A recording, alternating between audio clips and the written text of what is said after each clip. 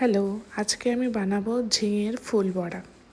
প্রথমে আমি ঝিঙেটা ছাড়িয়ে নিয়েছি, আমি পিলার দিয়ে ছাড়িয়ে নেব। ছাড়িয়ে নিয়ে তারপরে আমি কেটে নেব।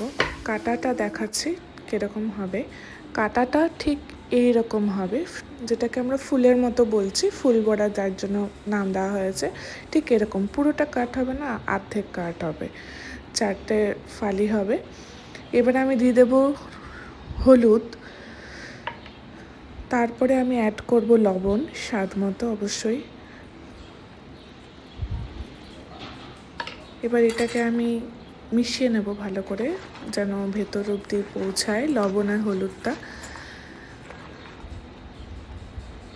ঠিক এইভাবে লবণ আর হলুদটাকে আমরা মিক্সড করে নিয়েছি, আর ভেতর অবধিও একটুখানি মাখিয়ে নিতে হবে।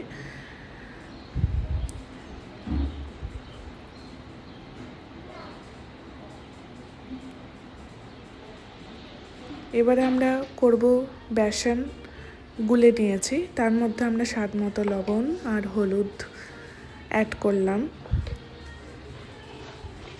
আর একটুখানি অ্যাড করব কালো জিরে, এটার জন্য টেস্টটা একটু ভালো হয়।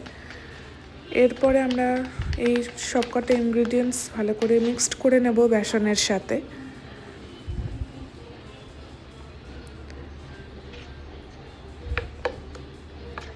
তো আমরা বাঙালিরা ভাজাভুজি খেতে একটু ভালোই বাসি ভাতের সাথে। এবার কড়াই গরম করে নিয়েছি, কড়াই গরম হয়ে গেছে, আমি অ্যাড করব অয়েল, রিফাইন অয়েল। আমি যতটা আমার তেল লাগবে ঠিক ততটাই পরিমাণ আমি অয়েল অ্যাড করলাম। অয়েল অ্যাড করার পরে তেলটা গরম হওয়ার জন্য কিছুক্ষণ ছাড়বো। তেলটা গরম হয়ে যাওয়ার পর তারপরে আমি আস্তে আস্তে বড়াগুলো দেব। এই যে ঝিঙেটা নিলাম, ঝিঙেটা এবার আমি বেসনের মধ্যে ডিপ করব, ভালো করে ডিপ করে নেব যেন ভেতর অবধি বেসনটা যায়। ঠিক এইভাবে ভালো করে ডিপ করে নিয়েছি।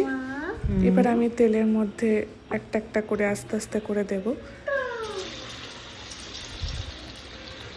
এই হলো একটা দিয়েছি, এরপর আমি সবকটাই দিয়ে আমি দেখাচ্ছি।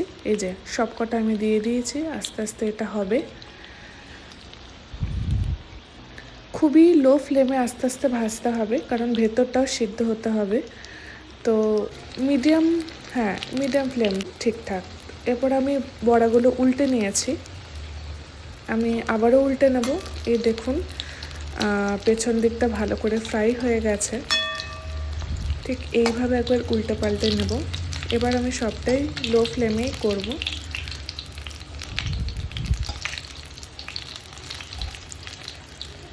গরম গরম ভাত, ঘি, একটু লবণ, একটু লঙ্কা, আর তার সাথে এই বড়াটা বেশ ভালোই লাগে।